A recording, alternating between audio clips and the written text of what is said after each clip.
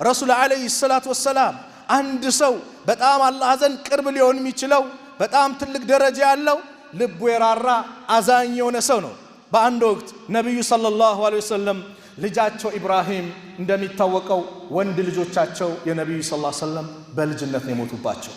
ኢብራሂምም እንደዚሁ በልጅነት ነበር ከግብፃዊቷ ሴት ከማርያቱል ቅብጥያ የወለዱት ኢብራሂም በልጅነት ነበር የሞተው።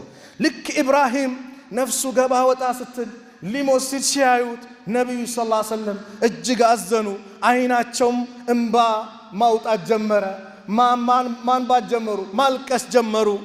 የዚህ ጊዜ ታላቁ ሰሃባ አብዱራህማን ኢብኑ አውፍ ወአንተ ያ ረሱላላህ አንቱም እርሶም ያለቅሳሉ እንዲህ አይነት አላቸው።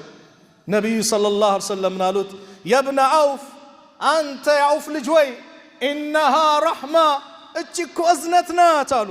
ثم أتبعها بأخرى ከዛም ሌላ ንግግራቸውን አስከተሉ።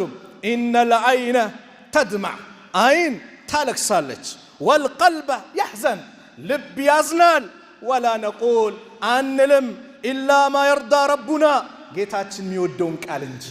ሰው ሲሞት መጥፎ ቃል አትናገርም። አላህን የሚያስቆጣ ቃል ሙሾ እየመቱ ደረት እየመቱ ምን ምናምን በእስላም የተከለከለ ነው። ነገር ግን እዝነት ናት። ሰው ሞቶ ማልቀስ እዝነት መገለጫ ነው። ሐራም አድርገህ እንዳታስበው። ማልቀስህ የእዝነት መገለጫ ነው። በአንደበትህ ብቻ መጥፎ ቃል እንዳታወጣ ነብዩ አሉ። ነገር ግን አላህ ማይወደውን ቃል አንናገርም አሉና ወኢና ቢፊራቂከ ያ ኢብራሂም ለመሕዙኑን ኢብራሂም ወይ አንተ ከኛ በመለየትህ እናዝናለን አሉ። አዎ ወዳጅ ሲሄድበት አዝናለህ፣ እናት አባት ሲሄድበት አዝናለህ፣ ወንድም እህትህ፣ ሚስት፣ ባል፣ ልጆች ሲሄዱ ወዳጆቹ ሲሄዱ የሰው ልጅ ጠቢዓው ነው። አላህ የሰጠ ረሕማ ነው፣ እዝነት ነው፣ አልተከለከለም።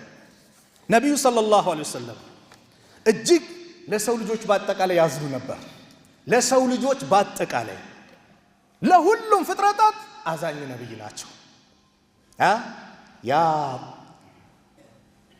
ወደ ሰቂፍ በሄዱበት ሰዓት ላይ እብድ ሕፃኑን ሁሉም ልኮባቸው